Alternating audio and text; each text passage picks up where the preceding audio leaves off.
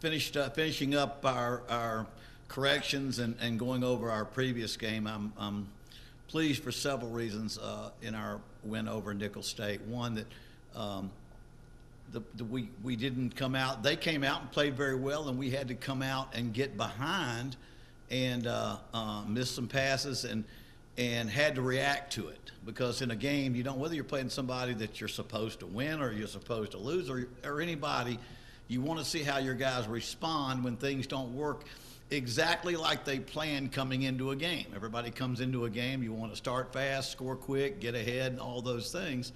Then what are you going to do in plan B, which is the other team gets ahead, and you're dropping passes, you're not making first downs, and you've got to respond. And I think that's the first thing that happened, and the first thing that I saw, how well our players settled in, began to play our football. Then once we did, we kept it going for the rest of the game.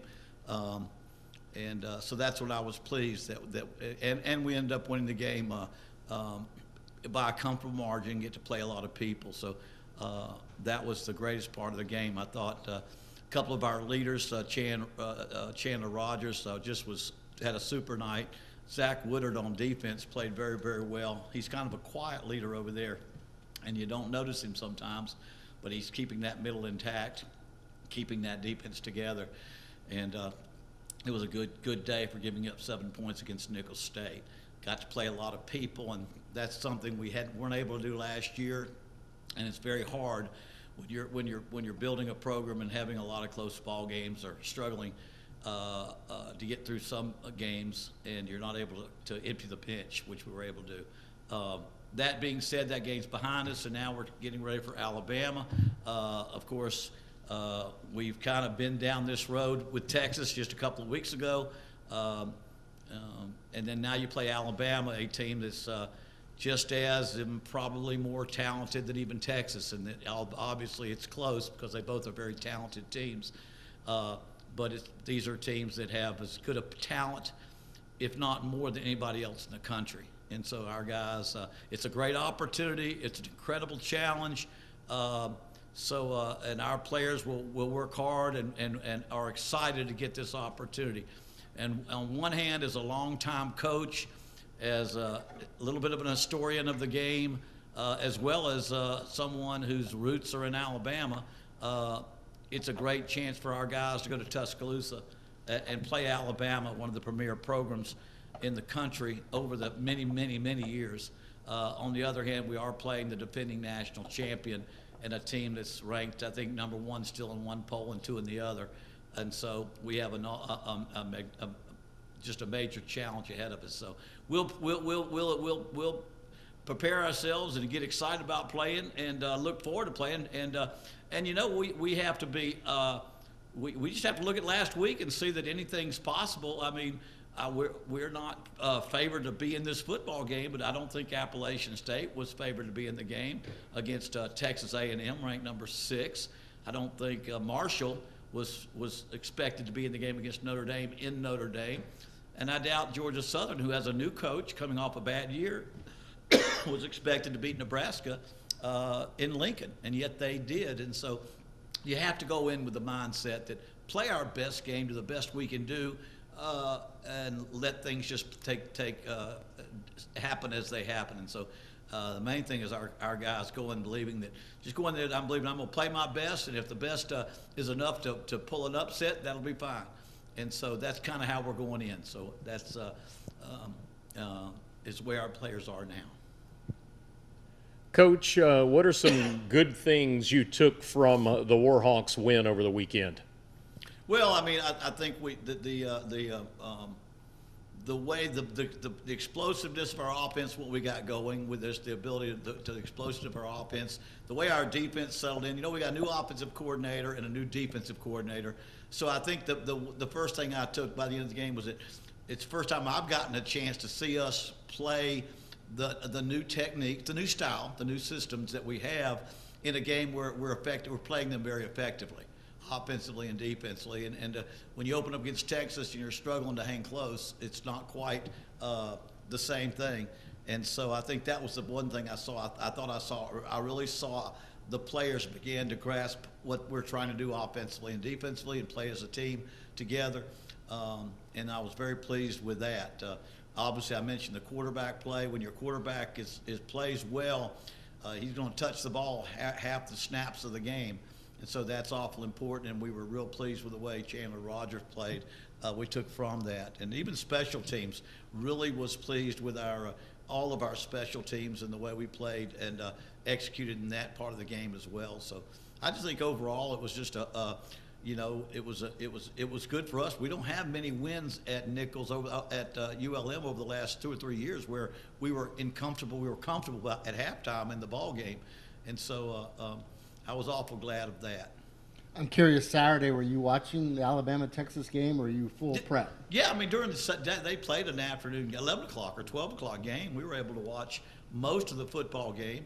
And, of course, you watch it because you're watching, and we're watching whoever's on. You're catching that game and other games, and Texas A&M and App State, and watching.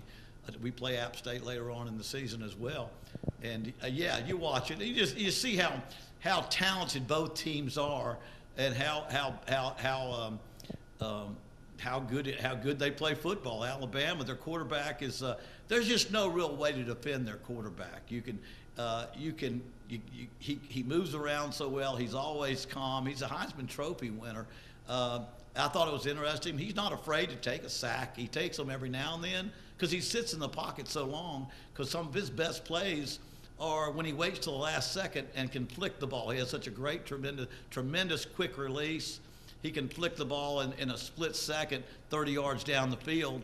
And so he sits in that pocket to the very last minute.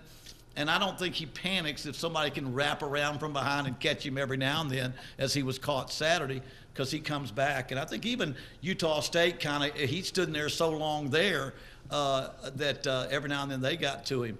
But the scary thing is there's not much you can do to defend him in that you rush too hard and their receivers are too well to play man coverage, and you sit back and give him all day. And they can, and he'll pick you apart. If you leave gaps open, he can run it. So he really is. I think he's the kind of quarterback that you have to watch and watch him play and almost study to see how strong he is. But got such a supporting cast around him on offense. Running back had a big 80-yard run to open the game against Texas. They're going to be hard to tackle. Their line is massive, and coming together as an offensive line. Defensively, man, can they run? And it'll be they run so well. I mean, I believe Texas is a better team than people might have expected before the season, but Alabama to me is just as good as expected. And we will I think when people talk about what's the difference between the two levels, all you gotta do is start with the talent level on the team, and all things aside, other things factors involved. The biggest thing is just they'll have a talent level that exceeds not only who we just can't simulate that in practice or play against it during the season, except when we play Texas. Times has changed, football has evolved, but what are you taking from that time that you spent at Clemson playing Alabama to what are you kind of using from that time to help Saturday?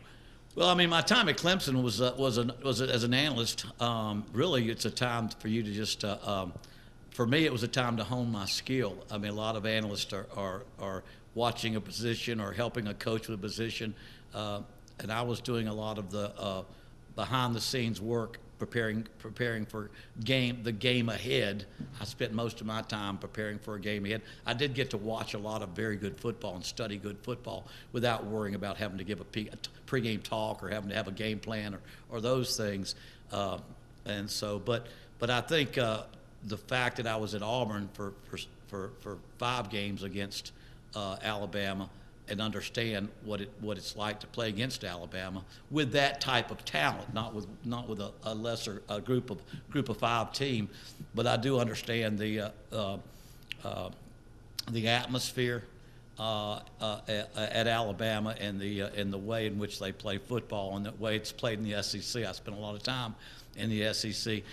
Interestingly enough, I think I've never coached a game in Tuscaloosa. We played in Birmingham. We played home games in Auburn. We played away games in the Iron Bowl at Legion Field. And Coach Stallings and I played. Really, the last game, 1996, was the last game really played in the Iron Bowl. Which was Alabama, but I did broadcast a game at Alabama during my time at ABC. It's a great atmosphere. If you as far as college atmosphere goes, our players will be in for an atmosphere they have to get through and past as well. We'll go out there Friday and kind of do a walkthrough just to get a feel for the stadium, very much like we did at Texas. But they'll have a game day atmosphere that has an impact at that game as well. So all those things will factor in the atmosphere and the intensity. But most of all, the just how good they are will be the thing that you have to find a way to deal with. Alabama fans have long memories. I'm sure you talked about it before. You'll probably get heckled a little bit, won't you? Well, I imagine once you coach somewhere, in that rivalry, you're always the other team. I mean, I'll always be the ex-Auburn coach, but the biggest thing is this game's it's not about me. And to be honest with you, and I think Coach Saban will say the same thing. It's not about him. It's about those players on the field. And if I could put, at Auburn, we were able to put players on the field every year that were very similar to the ones at Alabama from a standpoint of we recruited each other, the same players, and we played against each other with the same level of talent. We're coming in here with a team that's a decided underdog that we'll be excited to play, and we'll play our hearts out. But I don't think I don't think I'll have a lot to do with it, and the coaches will have a lot to do with it. It'll be the players on the field, and I don't want to make this game about Terry Bowden, the former Auburn coach. Not one of my players was born while I was at Auburn. Not one player that I have has any knowledge of that time or era, because they were born after I left Auburn and went to ABC. So they're not aware of that at all. All right, speaking of being young, I was looking back 2007, the year that the Warhawks beat Alabama. Right. A lot of the players were probably in first grade or kindergarten. What do they know about that 2007 team, and what are you telling them to get ready for this game? Well, we don't practice on Monday, so today's Tuesday, and we'll go out and talk about it a little bit every day. It'll go along with the talks about the upsets that came last weekend, and the fact on any given Saturday anything could happen. That 2007 ULM goes into Tuscaloosa, wins 21-14. Now that was Coach Saban's first year, and he usually does a massive overhaul his first year, and he's won 6 national championships there since then. But I think we'll focus on the fact that, men, it happens, and I think you don't have to exaggerate to say it happens. You have to be honest that they're favored and they're a much more talented football team, but you don't have to exaggerate, because you've got ULM beating Alabama in 2007. Almost 15 years ago, I guess, exactly. But you've got other teams that are a group of 5 that are beating Power 5s at their place under very, very difficult circumstances. And so they'll be ready to play. I think if anything that I wish didn't happen, that we didn't have all those upsets last week. I don't think a lot of the players on the field will go back and think about 2007. They were so little. They will think about what happened last Saturday. And I'm sure Alabama's players will be reminded continually what happened to teams like Texas A&M. Jimbo played for me, was coached with me 14 years and played for me. And you see how close things like that can happen. So I almost wish it hadn't been that kind of weekend, because I think that makes everybody aware, including our players, that on a given Saturday, play your best. And all you can do is play your best. And go out there and let the game unfold. Coach, kind of just break down your relationship with Nick Saban over the past however many years you guys have known each other. We have not crossed paths very much in our lives, other than in the very beginning. He would not know me when I knew him. My dad recruited him out of high school when he was at Monongah High School. I played football. He had teammates, a guy named Kerry Marbury and Charlie Miller, who played at West Virginia for my dad, who I got to know and played with Charlie. I think he was a senior when I was a freshman. but I knew of Coach Saban when he was in high school. Was an outstanding one of the probably greatest teams ever to play at West Virginia, little old town of Monongah. But my dad recruited him. He was a short quarterback and ended up going to Kent State. And then they've kind of known each other. Then when I got to West Virginia and played after my dad left, he was a defensive backfield coach on the staff when I was a running back. So I got to see him as an assistant coach. And then my last year there, I was a graduate assistant, and I did a lot of recruiting for him and traveling for him. But really, beyond that, we haven't crossed paths at all. I'm not sure we've bumped into each other in that entire time since 1998. But he's done, obviously, Nick is just the premier coach in the country and has done so well and deserves all that credit. I do know where he comes from, how hard he's worked to get it.